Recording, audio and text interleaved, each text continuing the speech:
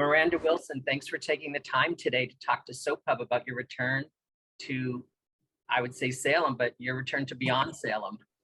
Absolutely. Definitely Beyond Salem for sure.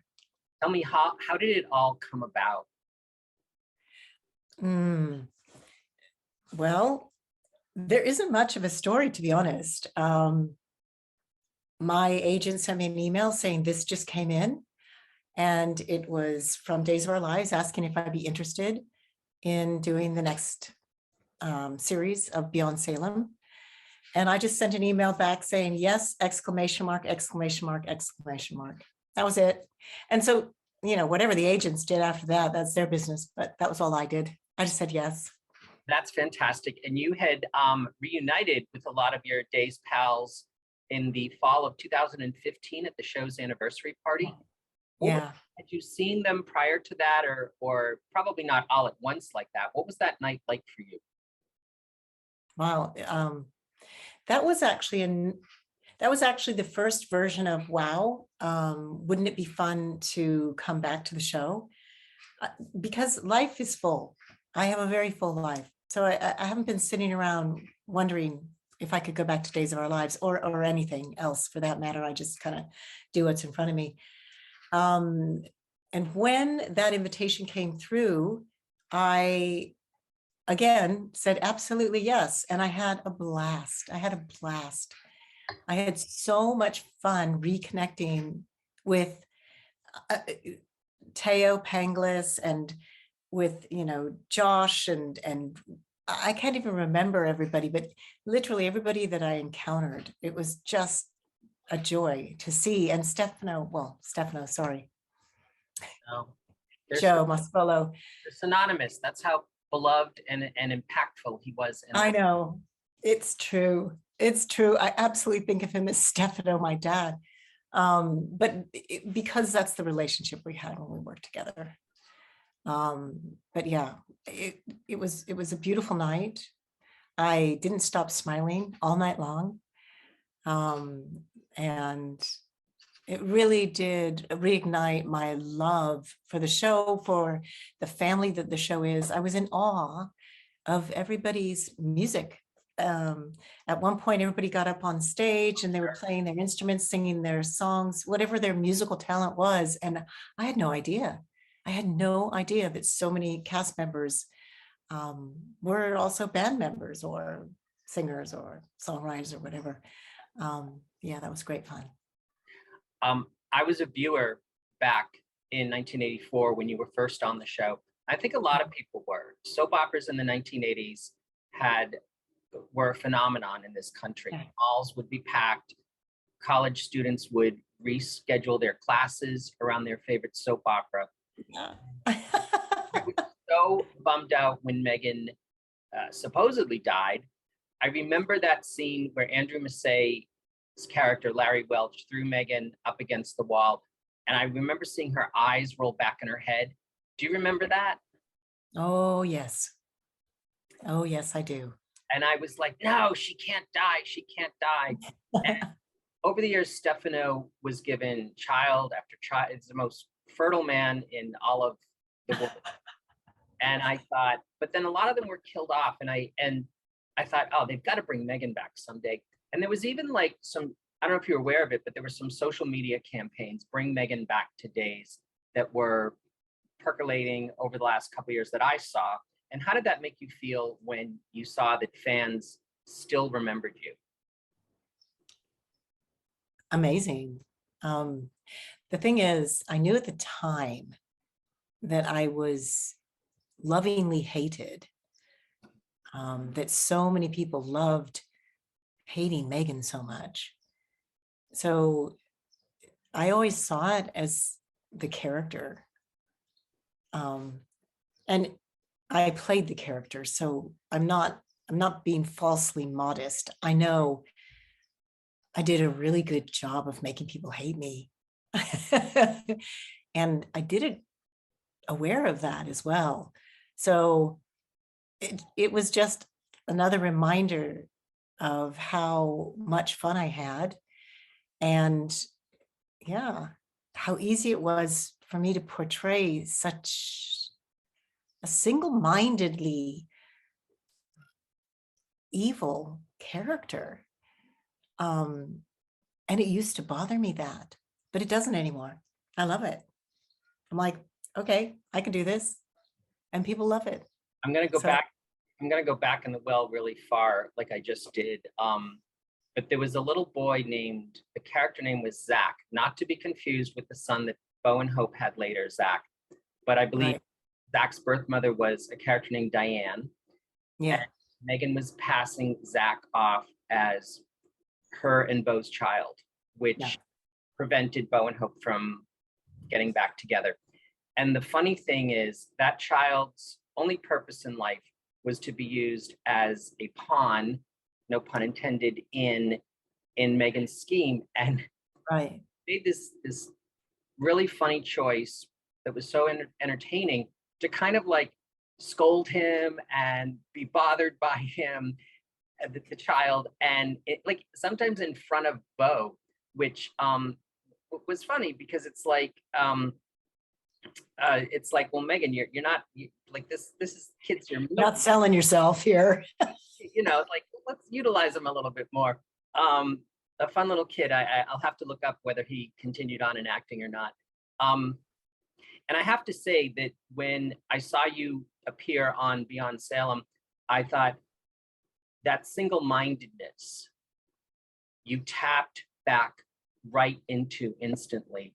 And I thought that was so powerful because clearly what Days is hoping to do is to go back to that lapsed viewer, that diehard fan from the 80s, and bring them back in to the modern world, not only the modern storytelling of the show, but also streaming.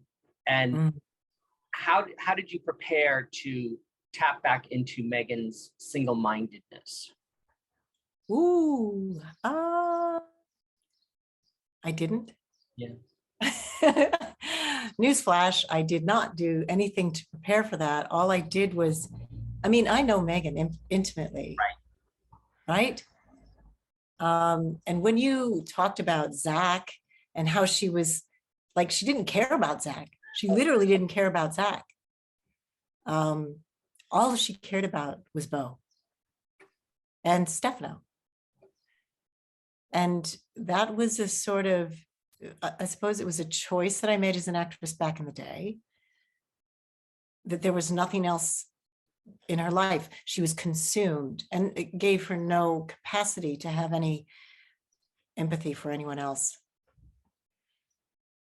And that choice is simply, it just was in the fiber of the character. So for me, the actress, I kind of thought, well, she's 40 years older, let's say 37, but Mm-hmm. and let's say she might have been dead for a while. I don't know what that's like, really. You know what I mean? I know Right. what it's like to be 40 years older or what have you, 35. But the one thing that I knew was that that single-mindedness wouldn't have changed, and that her devotion would be entirely to those two men, in spite of the fact that she has a brilliant line saying, I really don't appreciate being defined by the men in my life, Right. which I loved. I loved that line. It's completely contrary to her entire portrayal. But again, that just came through. People are So as soon as I stepped on the set, Megan came through. I'm like, whoo, girl, where you been? You haven't been anywhere. You're just right there. she Because I recently did another TV series and has nothing to do with Megan, like a totally different character. It's not like that's all I do. I do completely different characters. So there she was. Surprise. nice. There was a moment where you're leaving a room and you toss on like a scarf as like maybe it was a partial disguise or something, and then you turn around and give a line, and I'm thinking that was flawless. Like the scarf landed perfectly, and you turned around, delivered the line, and it was just great. Do you remember that moment and how many takes it might have taken to get that scarf just to fall perfectly? I believe you're talking about the scene with Thomas, when I left Thomas's hotel room to go down and watch Bo get, or Correct. Hope get murdered. Yeah. We might have done two, but we might have done one. Yeah. And that's another thing. When you had the line, when Megan had the lines saying, Hope Brady's going to die, like there was such a relish in that. Like Megan has been waiting for that to happen. And it just like, listen, they handed you the script and you made a feast out of it. You just delivered and made, you have not lost one beat of that Megan we love to hate. And I think anyone who may not have been watching is certainly been going on YouTube and seeing those scenes from the 80s where, y'all look the same, except I will say everyone's hair was much bigger. No kidding. I believe I read that comment as well. I think one of the fans wrote, she looks so different than she did 37 years ago. And I'm thinking, right? I mean, obviously, like, don't we all?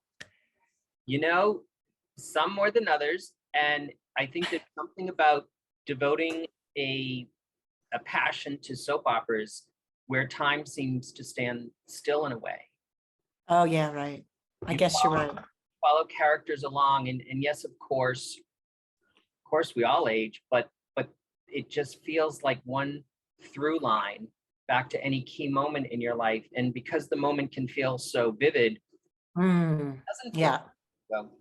But I think in terms of the hair, aside from the length of my hair being quite different, it was a conscious choice with the hair and makeup department to do contemporary hair.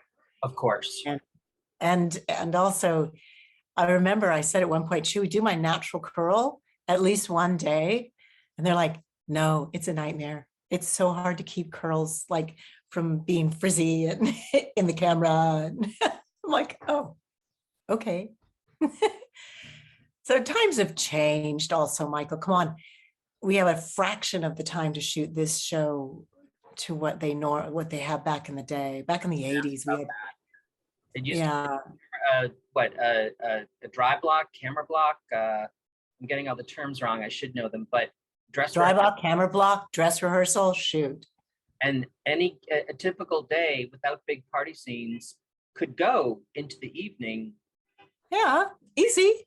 8 o'clock, easy peasy. On the set at 6, not off till 8 or 9 at night, for sure. How did you find coming back to such an increased production pace? It was okay. I didn't have a problem with it. I wondered ahead of time if I might, but there wasn't I mean, if you look at it this way, I didn't have that many lines. Do you know what I mean? Well, it's like, it wasn't that heavy, so it wasn't that big a deal. I mean, it moved very quickly, and I don't think they wasted scenes. There wasn't a lot of repetition No, exactly. As is understandable when they have 250 plus shows a year to shoot on the mother show. Right. I'm going to assume that there might be a few people who haven't seen all 5 episodes yet, but I do want to say that I thought that the ending was one of the best parts of the whole series because the door has been left open. Yeah. Not only not know what's happening next, but we know what we want to see happen next. Right. And they've certainly set it up. And this is the 3rd project that Days of Our Lives has done with Peacock. And the television and streaming landscape, I imagine, is something that everyone's trying to figure out where the future is going, what's going to happen to broadcast cable. Will we be all streaming in a couple of years? And the fact that the Peacock and NBC are tapping into the diehard, loyal soap opera Days of Our Lives audience to help bring viewers, because when people sign up for Beyond Salem, they also get everything on Peacock, so that there's a reason they're coming back to Days saying, give us more content so we can build the Peacock. That must be a good feeling. Yeah, absolutely. And in terms of how the series ended, I too was overjoyed. It was amazing. I'm thinking, wow, this is a fantastic ending, an absolutely stunning crackerjack cliffhanger, Mhm, but the potential mhm. is just off the charts. It could go anywhere, anywhere. And in fact, I had a conversation with Peter Reckel, and we're both like, we have ideas.